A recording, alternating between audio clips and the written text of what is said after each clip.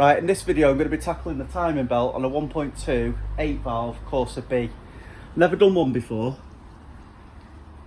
so bits might be wrong, but we're going to crack on with it. I've done a full service on it, that's in the last video.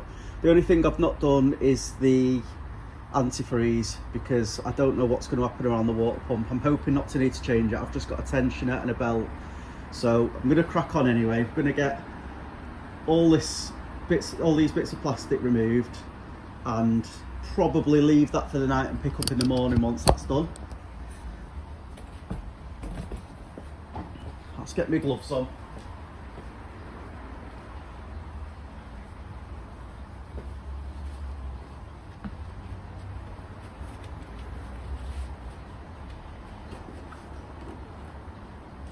First thing I want to do is get rid of this top section.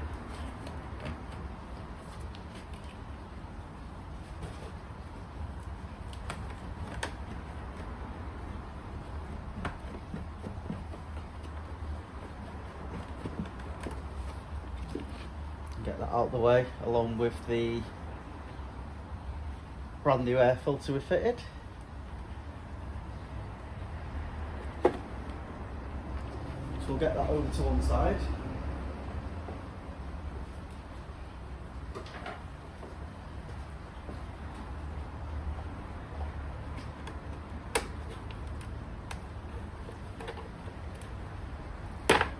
Pull that off out the way there. I just want, because I've never done it before, I want as much access as I can have.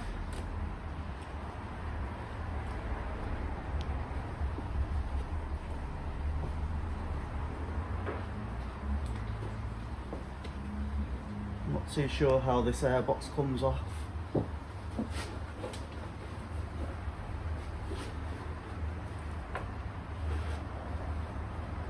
Feeling it might just slide,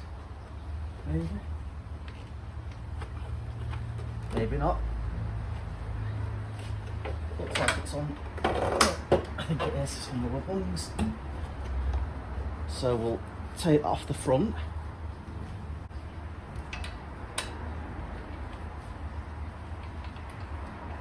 The size that seems to be fitting for me is an E14.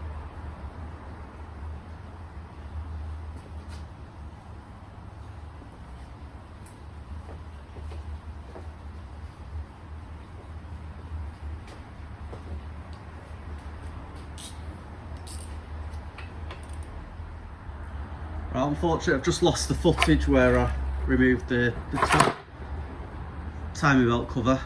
It was just 3 10mm bolts, and then underneath here, let's get the torch, we need to just remove this bottom pulley. So I'll figure out what size the bolt that is and come back in. So the size for this bottom pulley bolt is an E20. So I'm going to put that in the impact one and hope it'll just come off.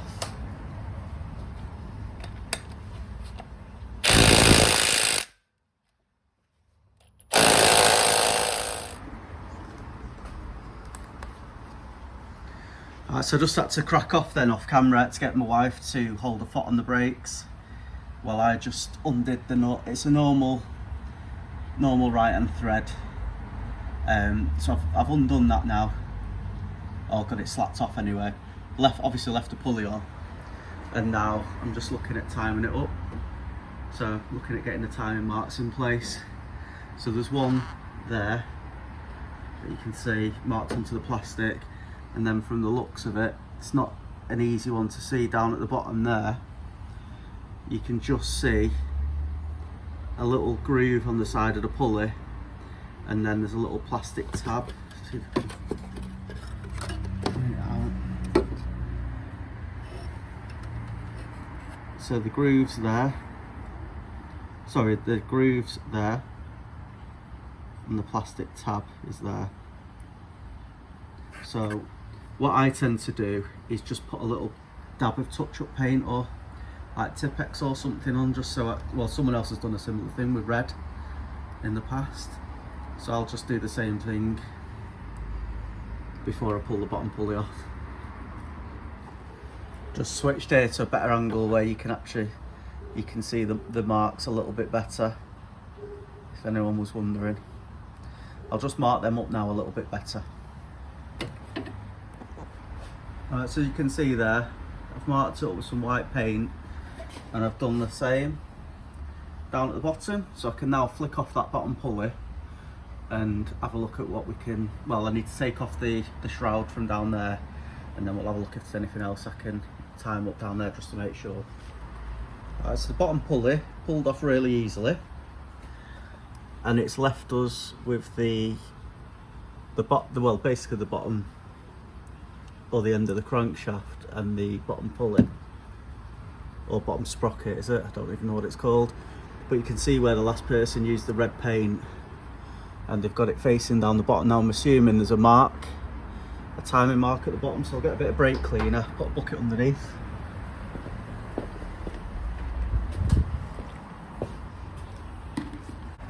Let's have a look if there's a mark in here.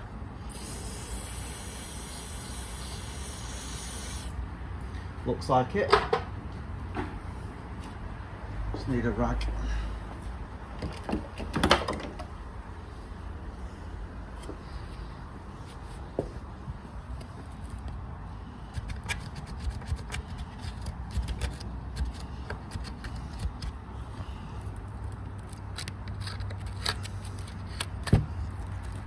Full of crap in here. I think we'll give that a bit of a clean, but from there, I'll just give it one more little blast.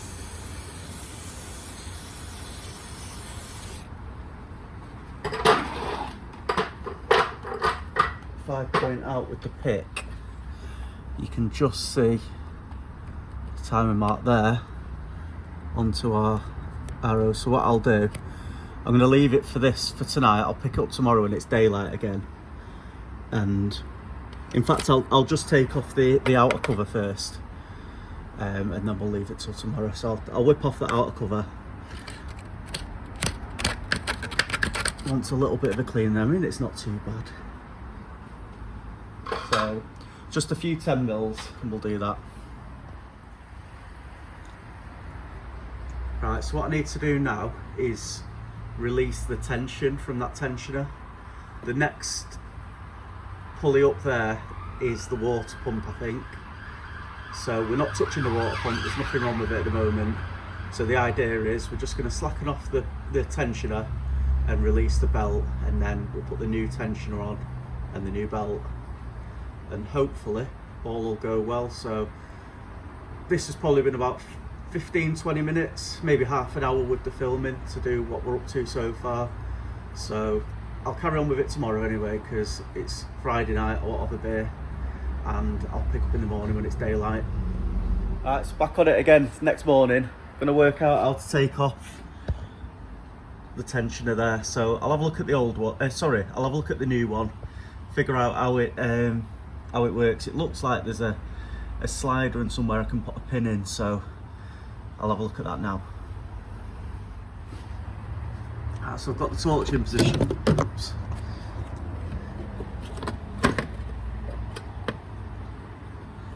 So I've got the torch in position. I can't get a particularly good camera handle, and obviously I'm trying to do this with one hand, but if you get the pick in there and then lock it in, it then takes the tension off the belt. So I'm going to undo this 13mm now. I think it's a 13mm.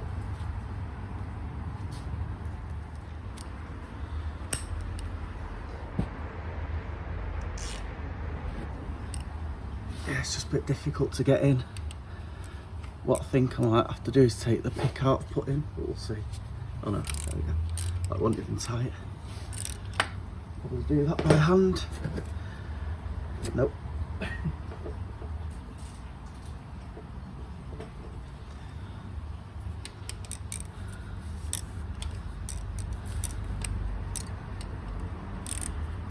These things are made a little bit more difficult trying to do them one-handed, I tell you.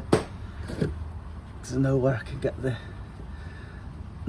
camera in. The new tensioner has come with another bolt as well.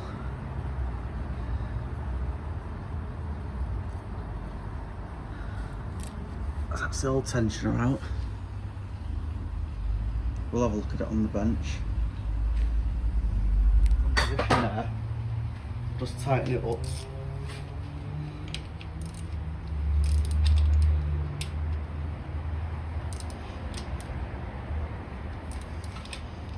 And then I'll show you close up.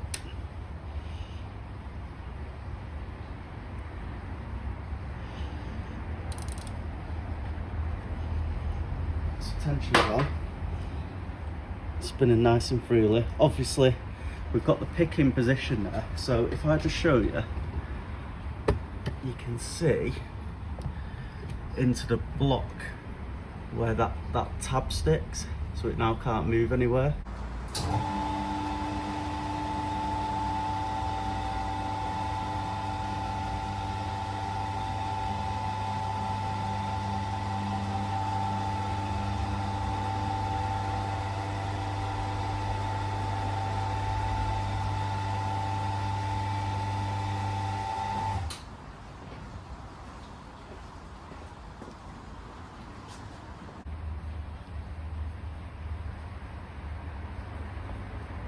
Right, so you can just see at the bottom the little black line that where the pick is. Just need to be careful not to knock that and turn the belt back round again. Because obviously I don't want to knock the tensioner off. In fact, I'm being daft. So the way that it orientates round, I just need it round the water pump, and then it goes over the top of the tensioner, so it's actually not going to be affected by the pick. So again, this is when you just know that this isn't something that I've tackled before, but it also shows you that it's something that can be completely DIY'd. So I'm just making sure there that I didn't move the crank, and we'll just get this nice and tight. I have a feeling we should be able to get that tension around a little bit more, because that seems fairly tight. As the water pump will move.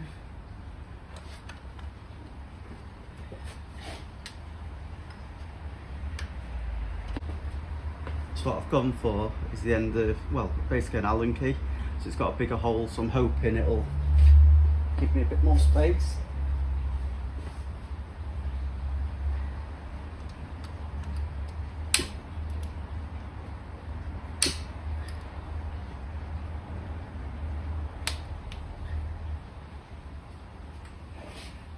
So it just might, with it filling the hole a bit more, it might just give me that tiny little bit that I need, which it seems like it is.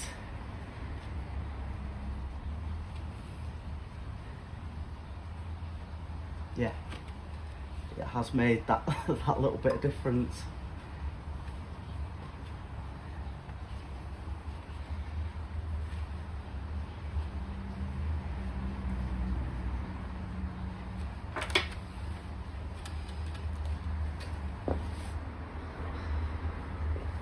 Alright, so if you have a look at the bottom,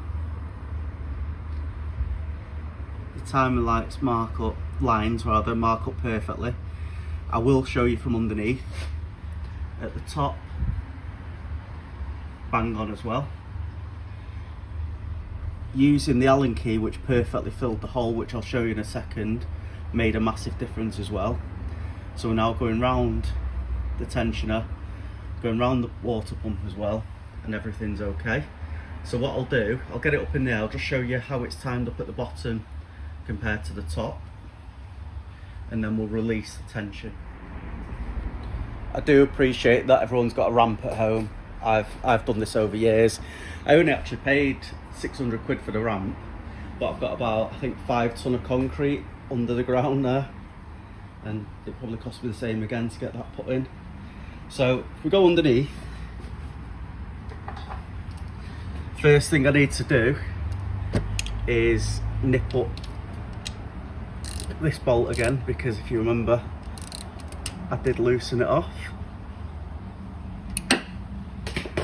And then just check the bottom timing line, and as you can see, it's slap bang where it was before.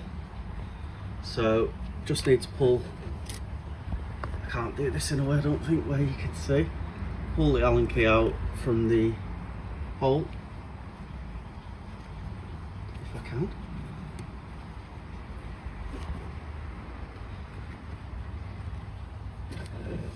There you go. Allen keys out from the hole. So the tension now is fully on. So what we'll do, check the timing mark again at the bottom, which it's okay, and then we'll check it again at the top, which again is okay. So I'll lower the car down now, and before putting the alternator on and stuff like that, or the timing, the auxiliary belt rather, I'll make sure it starts. Right, so we've now got the timing belt on. We've made sure that we're timed up at the top and the bottom.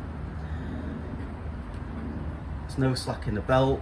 This side's the most important as far as I understand. So I'll put it on the tripod and we'll give it a start. Don't know how it'll start without the airbox, and obviously we've got a couple of air feeds there, but I'm assuming it will. Just something to bear in mind is I didn't start it after I changed the fuel filter, so it's probably not going to start instantly. Right, future Nick here. Has anybody spotted the massive mistake that I've made yet? I'll leave you to try and work it out.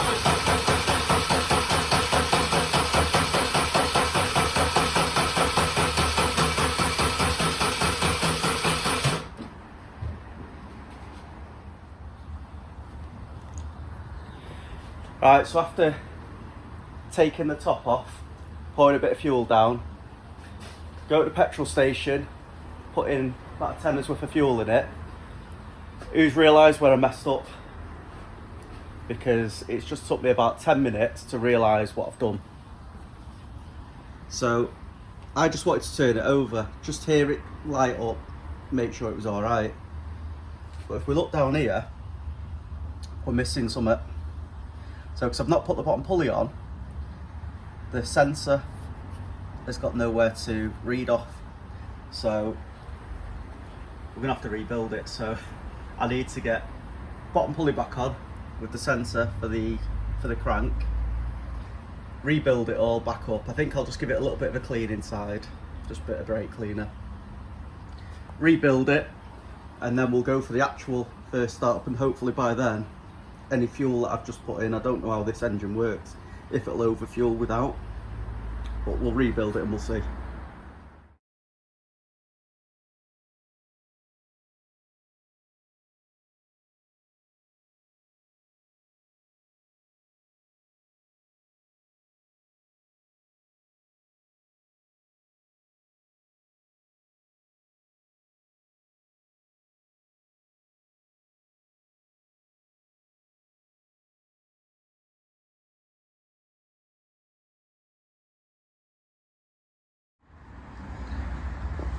Just going to cut in there. So one of the nice things about doing stuff like this yourself is, hopefully you saw on that time lapse there, I was able to give the crank sensor a nice clean. Just show it the back here, where I was fiddling around at the back of the belt cover. There's a little clip that the sensor wire. So I just had to turn the orientation of the camera around. So crank sensor's there. If you just follow it up, there's a clip on the side of the casing, just there, so you need to just make sure that the wire goes in there. So we'll drop it down now that we've got the sensor on, and we'll see if it starts.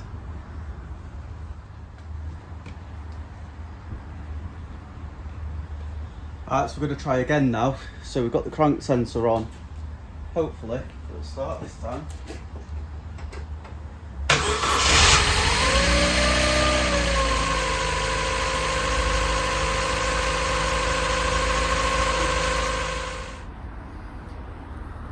Right, so what I'm going to do while this is all off, I'll give it a clean round there. I don't know if, I think it's single point injection that.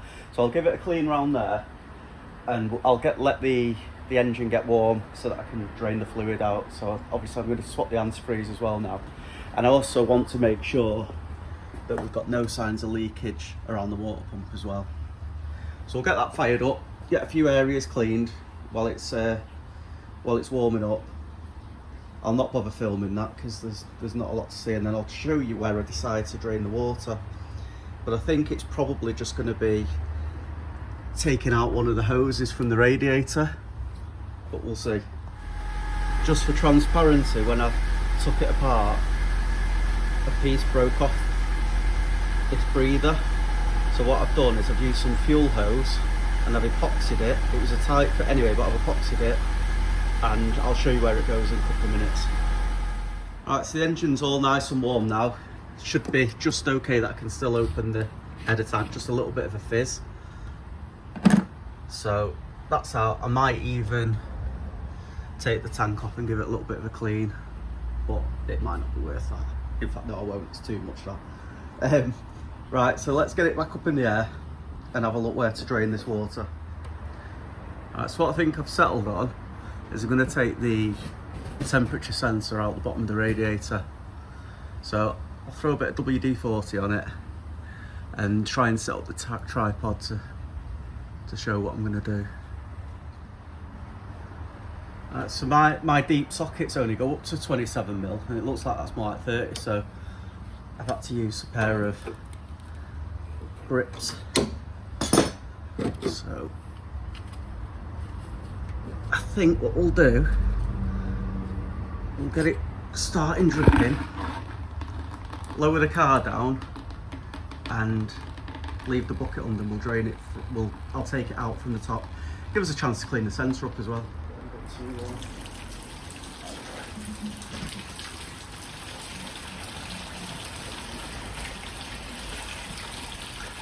I'm not touching all of it, but we're getting a fair bit.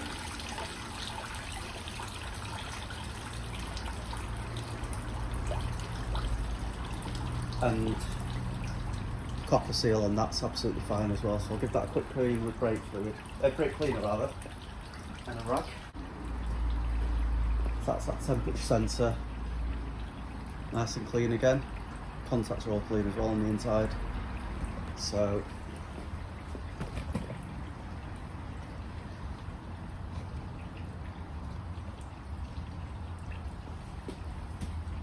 I'll wait till that drains out fully.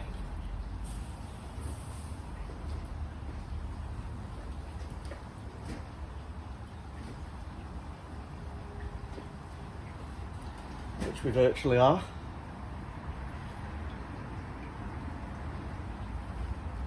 The water is just orange, I'll show you. So I don't know how much goodness is in there, but I think what I'll do is I'll fill it with water now.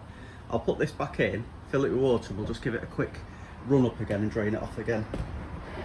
Might as well. Mate, just do it one more time as well. Yeah, I think I'll do it again after that. Definitely. Like chocolate.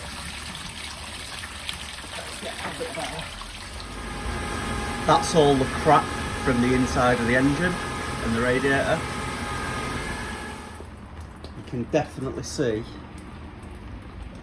it's a better colour, but it's not as good as it needs to be.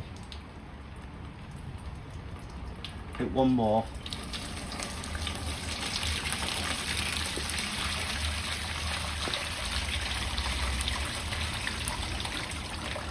Yeah, give it another one.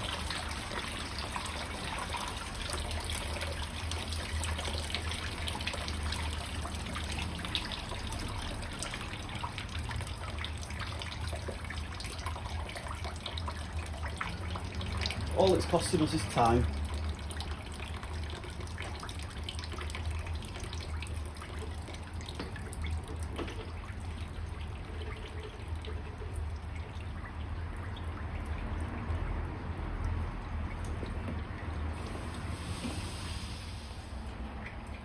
So just got my old alloy wheel brush, curved the end over so that I've got brushes on the bottom, and we're just gonna have a bit of a clean, just as good as we can. So I've covered the inlet there. Right, so we've run that up again. Going to drain it out again and see what we've got at the bottom.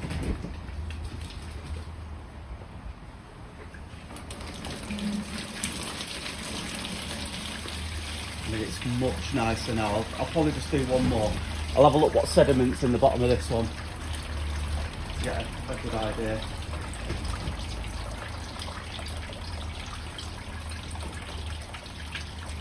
Right, so this time there's no sediment in the bottom of the bucket, so we'll do one more and I think that'll do.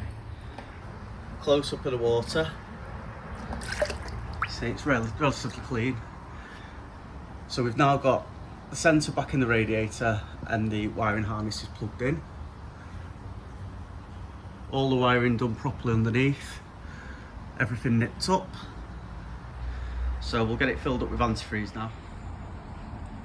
Right, so because I've got quite a few cars, this is the antifreeze that I've got. At 50% mix, it'll go down to -1, but neat -22.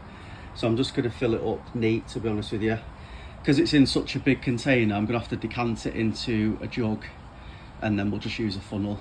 So it might take a little bit of time, this, but let's get it done.